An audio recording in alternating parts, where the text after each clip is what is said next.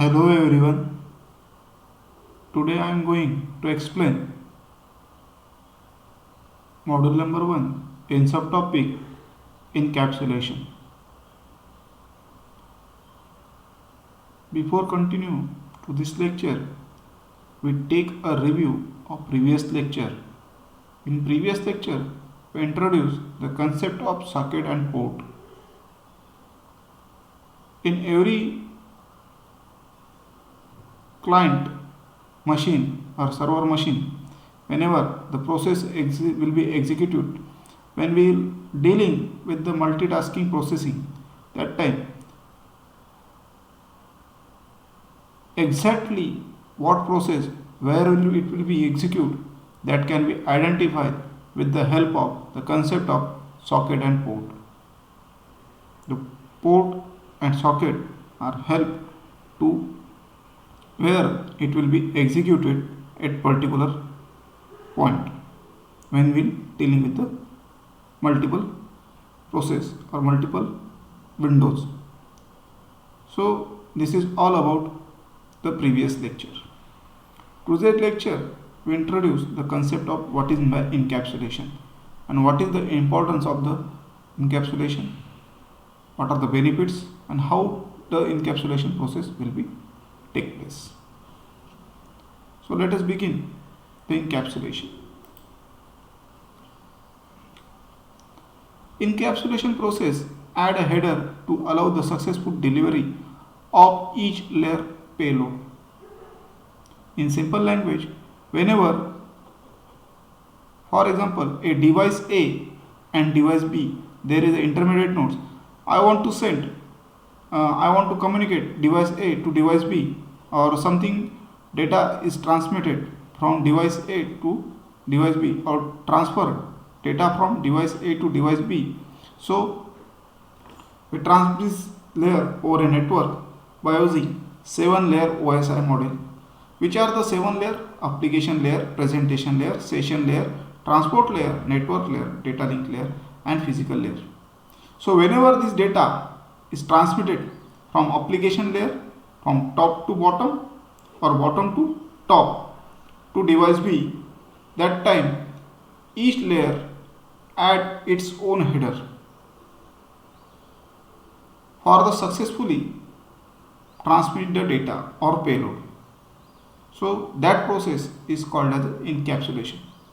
So what is the objective of these headers to be added by the each layer? So whenever this data is particularly transmitted from one layer to another layer, there is a insertion of packets. So whenever it reach to the second layer or second device, that time each layer identify by landmark or some identity mark. That identity mark is nothing but your headers. So simple concept, encapsulation is a process that add a header to allow the successful delivery of each payload. So encapsulation process in OSI layer model will be like this. First 3 layers, upper layers, are called as a user support layers. You kindly remember in COVID pandemic situation, most of the example are MCQ. So this type of question will be asked, what are the user support layer following? So these are the application layer, presentation layer or session layer. So what is the data unit of this layer? That is data. And what are the functions during the encapsulation process? For example, application layer basically related to the access to the network resources. Presentation layer, data representation, translate, compress and encryption done by the presentation layer. Then session layer, it is called as a dialog control layer or anchoring layer. Control the dialogues, establish, manage and terminates the connection between the local and remote applications, that is a session layer. Then link, which created between 2 layers or 2 devices, that is transport layer. The unit of data here is a segment. The function for this transport layer it is end-to-end connection. Kindly remember all this data very useful this lecture while dealing with the MCQ. Okay. Then network support layers are the three: network, data link and physical. What are the units, basic units of data for network? That is datagram or packet. What is the function of network layer? The part determination, that is nothing but the routing, and logical addressing, that is done by the network layer. Then data link, what is the unit for data link layer? In data, that is frame. The main function, hop to hop delivery and physical addressing, is done by data link layer. Then physical layer, the unit of data in physical layer, that is bit. Then function to allocate the media means channel like wired or wireless, media, signal and binary transmission. All the functions are done by the physical layer. So this chart is very useful while dealing with the MCQ. So how the process will be take place? The process will be take place like this. For example, is data is come from application layer, that is D7. S7 is a header added by application layer. Then presentation layer add its own header. So each and every time the header will be added by the individual layer, and just remember there is only tail bit that is added by the data link layer in data link layer, second layer from the bottommost. So we can say that this is the encapsulation process.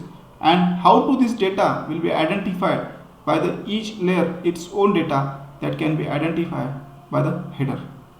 So this header is very useful to identify or successfully payload to transmit the delivery of the data to layer. So that is nothing but a peer-to-peer communication process that can be done with the help of encapsulation process. So what is the need of this encapsulation process? Encapsulation is the process of hiding the information details, protecting the data and behavior of object from misuse of another objects. That is the need. So it hides the information from one layer to another layer and protecting the data and behavior of object from the misuse of another objects. So that is the main objective, or that is the need of encapsulation. Then benefits of encapsulation. So encapsulation promotes the maintenance. Code changes can be made independently, increase the usability, and less number of errors, or error will be successfully of the delivery of the data, or less loss of the packets, or successful routing of the packets in 100% assurance to the client, from server machine to the client machine whenever the data will be transmitted. So in this lecture we introduce the concept of encapsulation, need of the encapsulation, benefits of the encapsulation, and block diagram of the encapsulation. So we can stop here. So in this way we have completed the first module, that is introduction of network. So thank you very much. We can meet again in next lecture.